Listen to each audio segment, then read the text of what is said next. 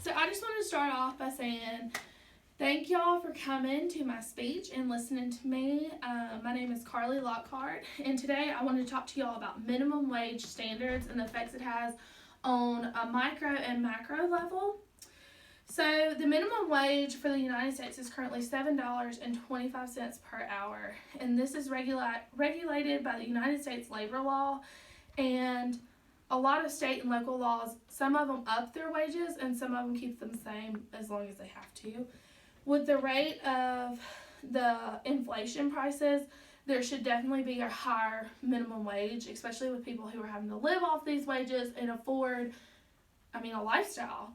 So the United States has a mandated nationwide of $7.25, like I said earlier, per hour. So you can work all day and you're not going to make much.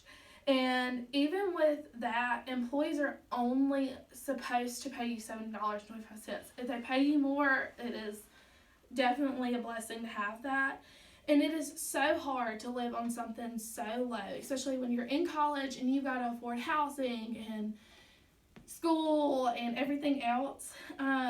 So David Ingram, he actually looked into it in a microeconomic perspective. And he wanted to show the positive effects that it would have by raising these, whether it was by a few dollars, a few cents, just the effects it would show. So he started off and he looked at low-skilled working jobs. So something like I do, like working at a daycare or working at a gas station or working at a school as a janitor, anything among that level. And it actually would help families be able to afford food and housing and afford stuff without the government funding that is needed for most families. It will allow first-time workers and individuals to provide for themselves and anyone else that they may have to take care of. So maybe your husband's died or has gotten sick, or your parents live with you because they're sick. Anything along that, it would help out tremendously. According to the United States Census of 2017, only 17% of people who were able to provide for the family worked on minimum wage, which doesn't sound like a lot, but that is a lot of people who weren't really able to do much.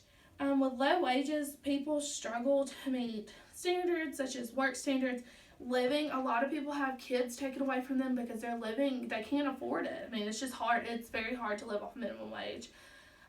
He also looked into college students. So the first thing he saw was around 12% of college students cannot afford enough healthy food to live off of. So that's 12%.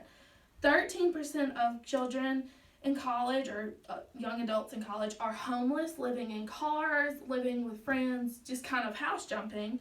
And more than a quarter of students cannot afford either housing or food.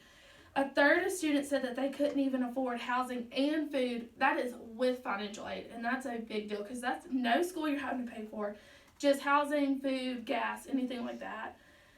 Some of those students even said that they worked more than 40 hours a week. So imagine going to work for over 10 hours a day and you're still not able to afford something.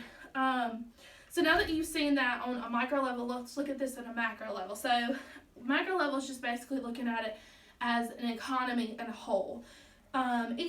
Economist Jim Duke says that the increase will not affect the economy today on a macro level immediately, that it would take a few months, maybe even a year to adjust. Raising these prices will end up making businesses or small businesses, anything like that, pay out more, but eventually money's going to recycle itself pretty much. So you're paying your employees more, they're able to buy more. So it's going right back into the economy. It's reusing itself. These are able to just keep the money circulating, and this will eventually pay off the input of the wages being raised. When he looked at this on the micro level, he became aware as a whole it would allow individuals to thrive. So we would be able to afford food. And college students, most of them wouldn't be homeless. It would actually just help us out and benefit everybody as a whole. Because once you raise the minimum wages on the lowest standpoint, everybody above you is going to get a raise. So even your white class family, everybody's going to eventually get a raise. So the next thing that I have to point out to y'all to help me convince y'all that this is the good thing, poverty levels and percentages are extremely low in some places. But in the United States, as of this year, roughly 13.7% of people, which is 40.6 million people, are under the poverty level. So they're making under $41,000. That's people working full time. It says that in Duke's study, the United States poverty level being that low, that was with 8% out of the 13.7% of people working full time at minimum wage. So I hope that by the end of this speech, y'all have realized and been able to see that raising the minimum wage will help us as a whole, as a community, and as an economy. Just a little fun fact to let y'all's brains sit on and ponder on is that Mississippi is one of the highest poverty levels. We have a 14% poverty level as a whole, with the lowest median household income of $41,754 annually.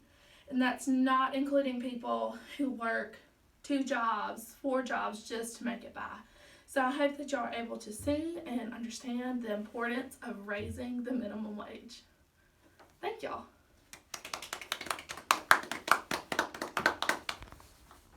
How long?